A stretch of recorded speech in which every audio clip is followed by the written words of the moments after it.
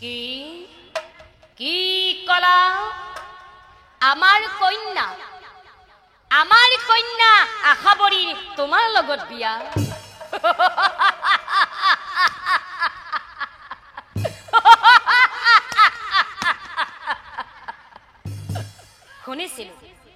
শুনিছিলো পোহনীয়া শালিকাই হেনো চকুত খুটিয়াই আৰু সুতপুত্ৰৰ সৈতে মোৰ কন্যাৰ বিয়া। সুতপুত্ৰৰ সৈতে মোৰ কন্যাৰ বিয়া কদাপি নহয়। বাহিৰ হৈ যা, এতিয়া ইয়াৰ পৰা বাহিৰ হৈ যা, নহলে দুধ লগাই বাহিৰ কৰি দিম, নিশ্চয় জানিবা। কি সেই অপমানে জৰ্জৰিত হৈলা মহা আশাবৰীৰ ওচৰে যায়।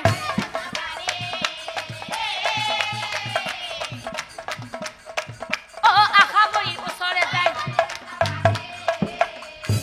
শুনা আশাবৰী, তোমাৰি পিতাৰাই মোক অপমান কৰে সুত পুত্ৰ বুলি, আৰু তোমাক হেনো মোলে নিদিয়ে বিয়া।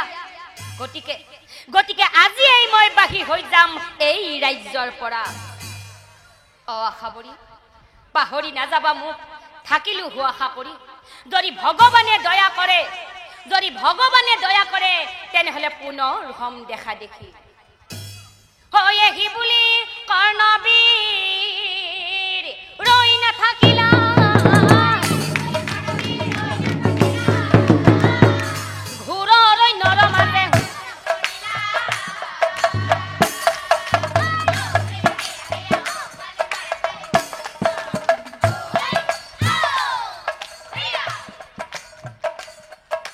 ঘূৰলৈ নৰমাতে কিনু ভাগিয়া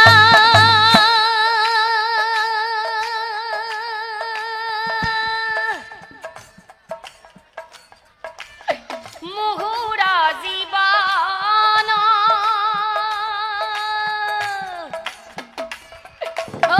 কপালে কি লিখে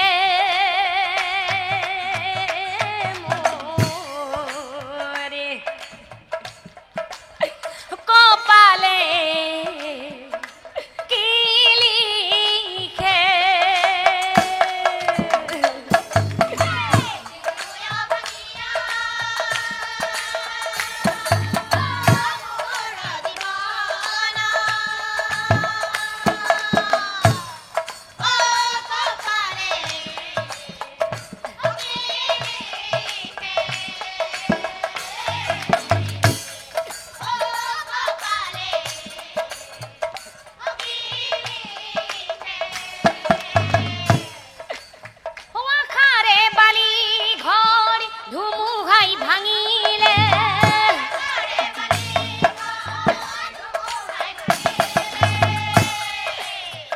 এতিয়া কি কৰো মই,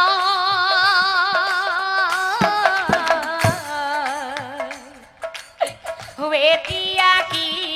কৰো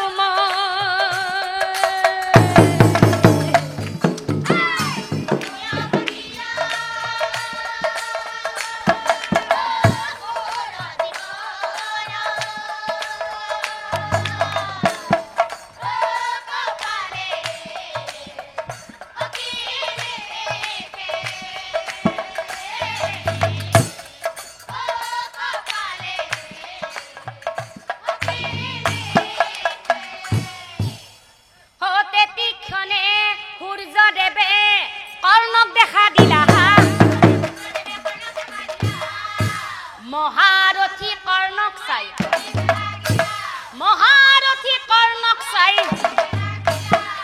হে বাচ্চা কৰ্ণ,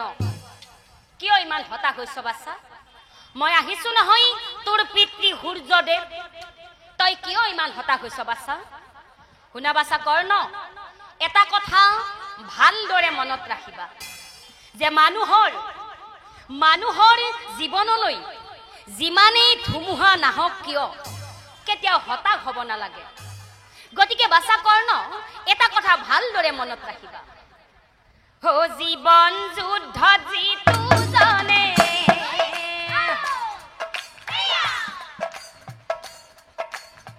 হাই না মানে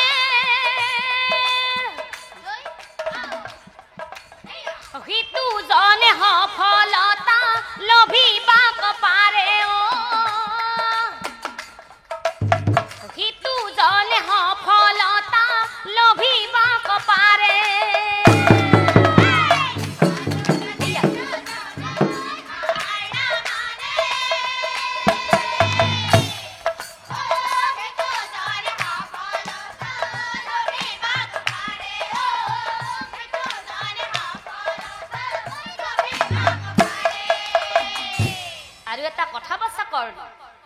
কেতিয়াও পাহৰি নাযাবা এ হুক দুখ জিতু জনে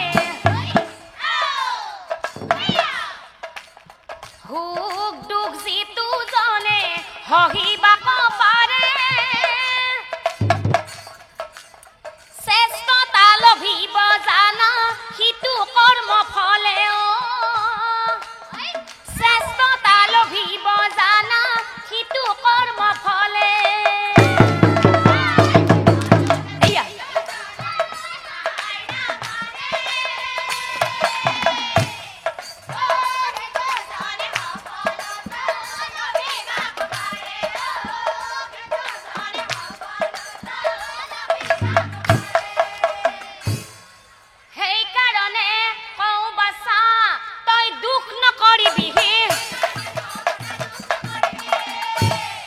সমাজত চিনাকি দিবি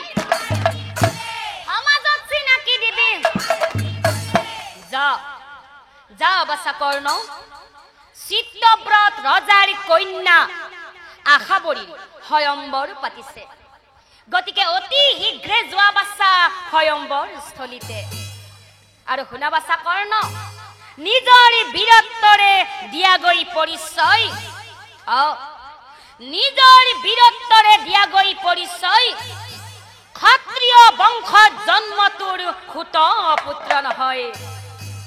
বাছা কৰ্ণ ক্ষত্ৰিয় বংশত জন্ম তোৰ সুত পুত্ৰ নহয় কি এই কথা শুনি কৰ্ণ বীৰৰ আনন্দমে প্ৰণাম পিতৃ পিতৃক প্ৰণাম কৰি কৰ্ণ পিতৃক প্ৰণাম কৰি কৰ্ণ ও কৰ্ণ সহলিল ৰে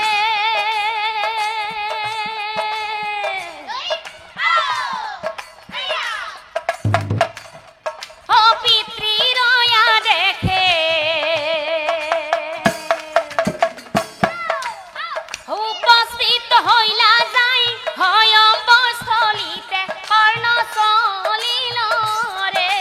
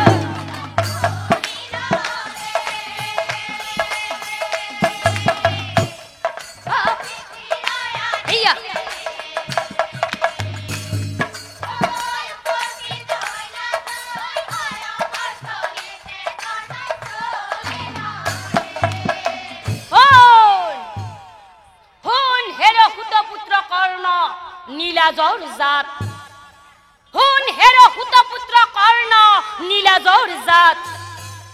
বিনা নিমন্ত্ৰণে কিয় আহিলে আমাৰ এই স্বয়ংবৰ সভাত বাহিৰ হৈ যা এতিয়াই কৈছো ইয়াৰ পৰা বাহিৰ হৈ যা নহলে দুধ লগাই বন্দী কৰি থম তোক নিশ্চয় জানিবা কি কলা মহাৰাজ এই কথা শুনি কৰ্ণবীৰৰ ক্ৰোধ হৈ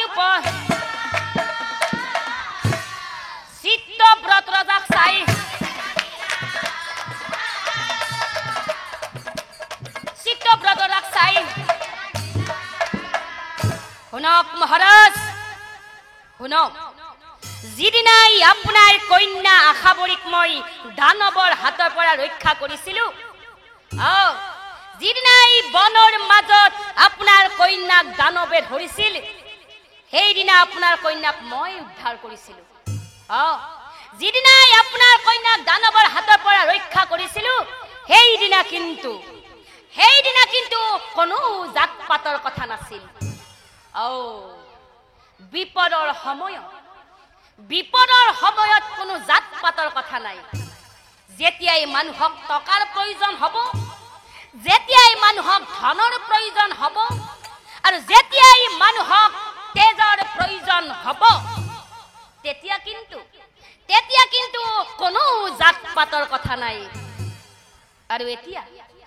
এই স্বয়ম্বৰ স্থলীত মোক হুত পুত্ৰ বুলি কৰিলি অপমান শুনক মহাৰাজ শুনক এই দুই হাতেৰে দিম মই ক্ষত্ৰিয়ৰ প্ৰমাণ হৈ আহি বুলি কৰ্ণবীৰে ধনু তুলি লৈলা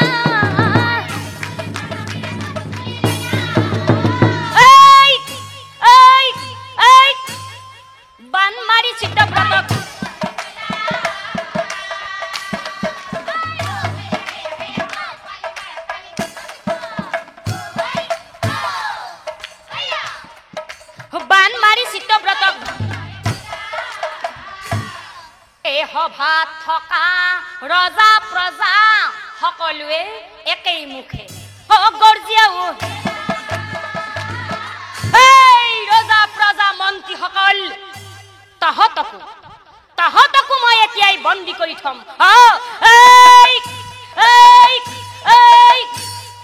বান মাৰি হবাকো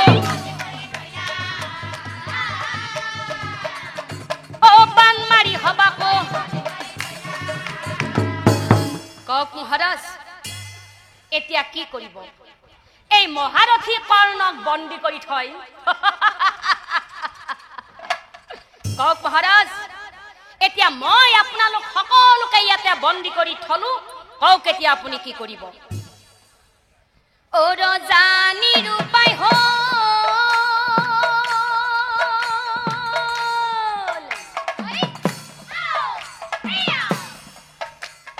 মহাৰথী কৰ্ণৰ বানে বন্দী হৈ আৰু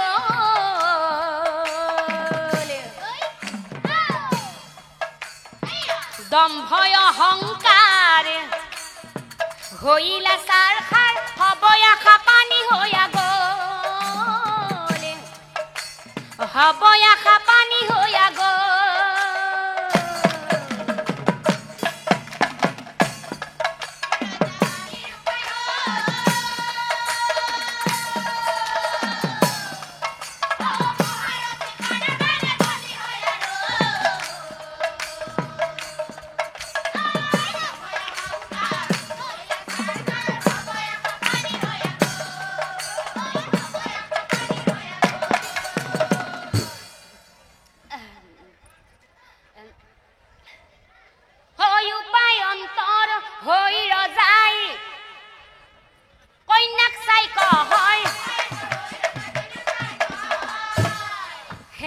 আশাবৰী যা আই যা আমার মুক্তির বাবে কর্ণক যা বাচ্চা কেবল আমার মুক্তির বাবে হে তুমি কর্ণক স্বামী বলা যায় যা আই আমার মুক্তির বাবে কর্ণক এটা চাওকচোন বাৰু ৰাইজ এই কথা শুনি ও ৰাজকন্যাই ও হাতে মালা কলা এখোজ দুখোজ কৰি কৰ্ণৰ এখোজ দুখোজ কৰি কৰ্ণৰ ৰবা খাবৰি আৰু তেতিয়া মহাৰথী কৰ্ণই ৰজাৰ কন্যা আশাবৰীক চাই কৈছিল ৰবা আশাবৰী তুমি মোক এটা কথা কোৱা আচলতে তুমি তোমাৰ নিজৰ অন্তৰ আত্মাৰে মোক স্বামী বৰিব আহিছা নে তোমাৰ সেই পিতাৰাৰ মুক্তিৰ বাবেহে মোক স্বামী বৰিব আহিছা কোৱা আশাবৰী তুমি খুলি কোৱা যে আচলতে তুমি তোমাৰ নিজৰ অন্তৰ আত্মাৰে মোক স্বামী বৰিব আহিছা নে তোমাৰ সেই পিতাৰাৰ মুক্তিৰ বাবেহে মোক স্বামী বৰিব আহিছা আৰু তেতিয়া ৰজাৰ কন্যা আশাবৰীয়ে মহাৰথী কৰ্ণক চাই কৈছিল সেইকাৰণে কৈছে যে সাপক বিশ্বাস কৰিলেও আমাৰ এই নাৰী জাতি খুব কমকৈ বিশ্বাস কৰিব দিছে এতিয়া চাওকচোন বাৰু যিজনী ৰাজকন্যাই এদিন মহাৰথী কৰ্ণৰ কাৰণে বিয়াকুল হৈ ঘৰৰ পৰা বাহিৰ ওলাই যাব বিচাৰিছিল সেই ৰাজকন্যাই আজি আকৌ পিতৃৰ কথা মতে কি ক'লে চাওক সেইকাৰণে কৈছে যে সাপক বিশ্বাস কৰিলেও আমাৰ এই নাৰী জাতিক খুব কমকৈহে বিশ্বাস কৰিব দিছে এতিয়া চাওকচোন বাৰু ৰাইজ ৰজাৰ কন্যা আশাবৰীয়ে বাৰু মহাৰথী কৰ্ণক কি ক'লে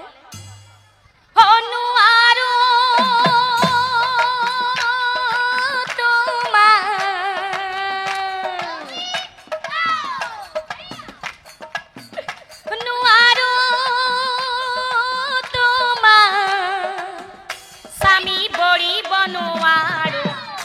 পুত্ৰ বুলি আগে জনাই মই নাছিলো নোৱাৰো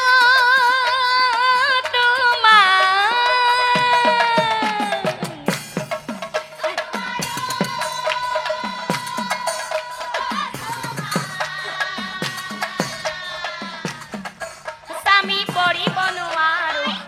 পুত্ৰ বুলি আগে জনাই মই নাছিলো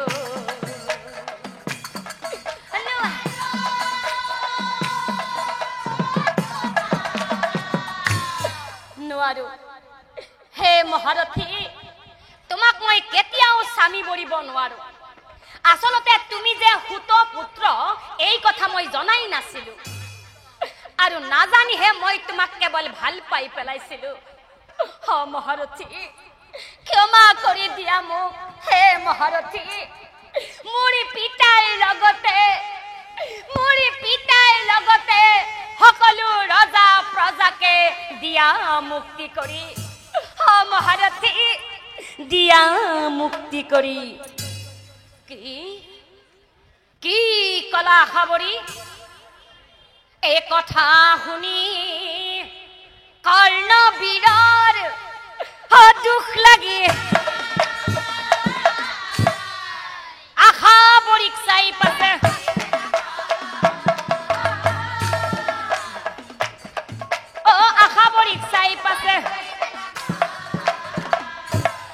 শুনা আশাবৰী ৰজাৰ জীয়াৰী আচলতে ভাল পোৱাটো আছিল তোমাৰ কাৰণে খেলা আৰু সেইকাৰণে এই মহাৰথী কৰ্ণক তুমি কৰিলা প্ৰতাৰণা কিন্তু শুনা আশাবৰী তোমাকো মই এটা কথা কওঁ তোমাকো মই মোৰ পত্নী ৰূপে কোনোদিনেই গ্ৰহণ কৰিব নোৱাৰিম তোমাকো মই মোৰ পত্নী ৰূপে কোনোদিনেই গ্ৰহণ কৰিব নোৱাৰিম কিয় জানা জাতি অভিমানী আৰু ধন অভিমানী জাতি অভিমানী আৰু ধন অভিমানী ছোৱালী যদি কোনোবাই জীৱন সংগী কৰি লয় তেনেহলে মনত ৰাখিব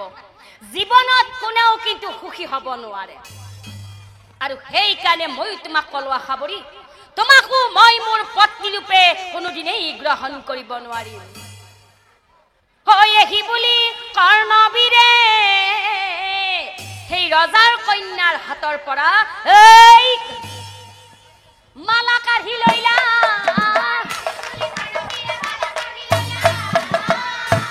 এতিয়া চাওকচোন বাৰু ৰাইজ